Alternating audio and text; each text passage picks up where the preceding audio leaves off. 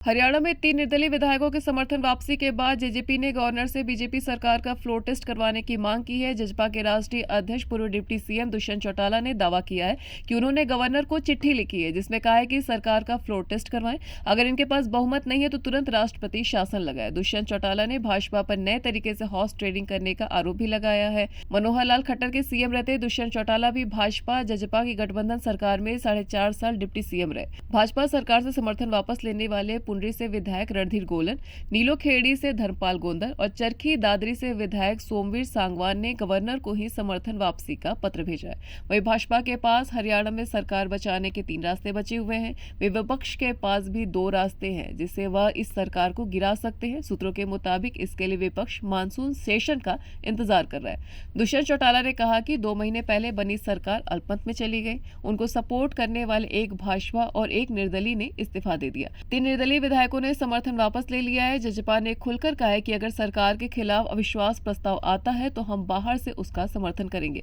इसके लिए हमने गवर्नर को लिखित तौर पर भेजा है जिसमें मांग की है कि संविधान के अनुसार फ्लोर टेस्ट की पावर गवर्नर के पास है। वह सरकार को सदन बुलाकर फ्लोर टेस्ट के लिए आदेश दे। दुष्यंत चौटाला ने आगे कहा कि अब कांग्रेस ने यह कदम उठाना है कि क्या उनके 30 और उनके समर्थन वाले विधायक और विपक्ष के दूसरे एमएलए क्या भाजपा की सरकार को बदलना चाहते हैं।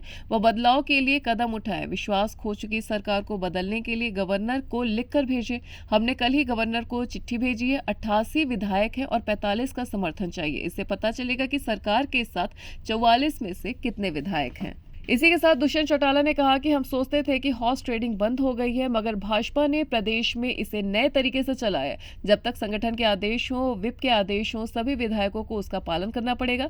पिछला अविश्वास प्रस्ताव मनोहर लाल की सरकार के लिए आया था। अब नई सरकार मुख्यमंत्री नायाब सैनी की अगुवाई में बनी है।